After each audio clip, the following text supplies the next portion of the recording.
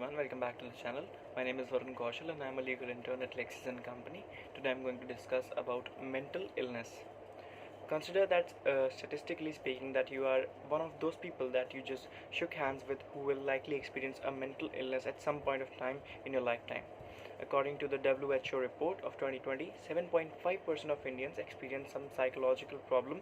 That's a high prevalence of mental illness. Yet why is it something we're still afraid to talk about?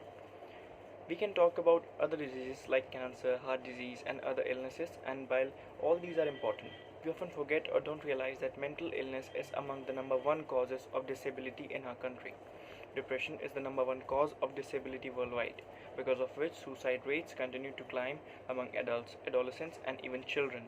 Consistently, we see the deficiency of celebrates and unmistakable figures to do self-destruction. However, we actually need more fortitude to discuss psychological maladjustment. Indeed, even liberal judgment is a characteristic piece of our human condition. In any case, when that judgment increases rapidly to unfairness, bias, and kindness, even it turns into a favorable place for shame. Stigma is known as a market shame because of generalizations and misconceptions. In our day-to-day life, psychological sickness is criticized more than some other ailment or condition. We can see the instances of disgrace each and every day, and we probably won't understand what stigma seems like.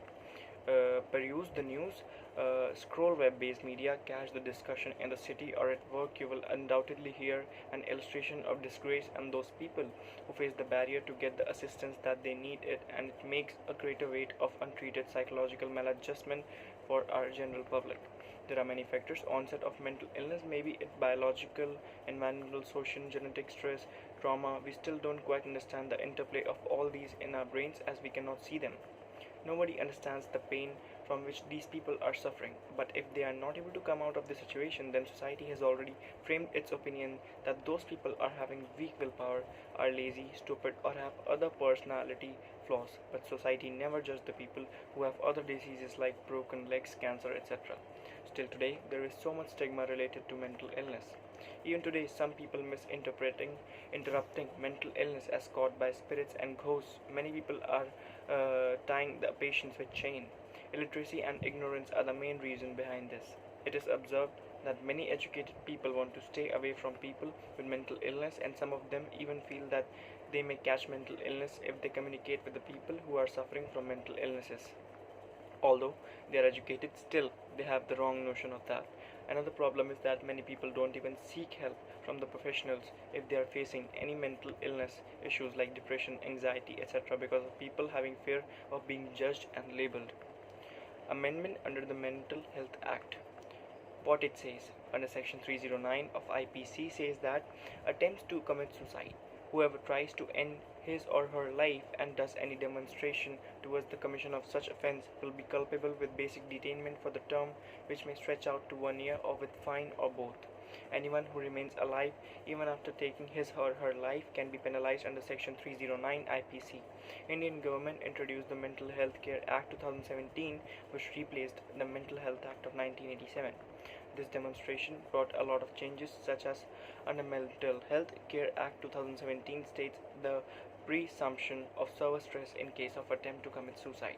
Section 115 Part 1 says, notwithstanding anything contained in Section 309 of the IPC, any person who attempts to commit suicide shall be presumed, unless proved otherwise, to have severe stress and shall not be tried and punishable under the said code. Section 115 Part 2 says, the appropriate government shall have a duty to provide care, treatment and rehabilitation to a person having severe stress and who attempts to commit suicide to reduce the risk of recurrence of attempt to commit suicide. So here the Mental Health Act 2017 section 115 tries to decimalize the attempt to suicide. Here the section clearly says, whoever attempts to commit suicide are having severe stress and shall be presumed otherwise shall not be punished. But if in the investigation, if the police are able to prove that attempt of suicide was not due to the severe stress, then section 309 of IPC is applicable.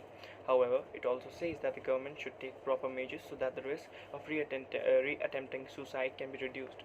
People who are suffering from certain mental illnesses commit suicide, but what they need is aid and encouragement. The Mental Health Act 2017 got assumption of serious pressure, the instance of seek to self-destruction. It also provides the step-to-step guard, the rights of the individuals with psychological sickness, like treating them with dignity instead of tying them with chains and explaining to them about the treatment options, etc. This act also brought programs to tackle the stigma related to the mental illnesses.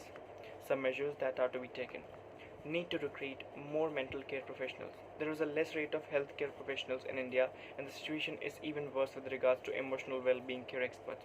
So more and more people should be trained to treat people with mental health. Gap to be filled between the rural and urban sector. Many rural areas don't have the access to mental health care facilities as much as urban areas, so this gap should be filled. Proper distributions of counselors and other healthcare professionals are needed. Requirement of funding. uh, Indian government spends less than 1% of GDP on mental health care, so more funding should be provided in this sector, and infrastructure should also be improved. Needs to provide counselors in all schools, colleges and workplaces, because in all sectors people are going through stress. Some have stress related to academic pressure, some have the stress of not having jobs, some are going through other mental trauma or depression. So there is the need to hire these mental counselors to help them so that they can cope up with the stress. In conclusion, I just like to say, so from the above discussion, I come to the conclusion that the situations have improved a lot in dealing with mental health issues, but still we have a long way to go.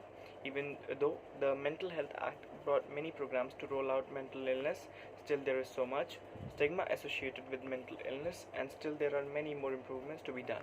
So societies need to pay more attention towards this and try to accept them, therefore they don't feel ignored, and so more and more mental health programs should be conducted to educate people on mental health and encourage them from seeking help. That's it for today's video. Thank you for watching. If you guys have any questions regarding the video, please do ask in the comment section, and don't forget to like, share and subscribe the channel LEXCLIQ.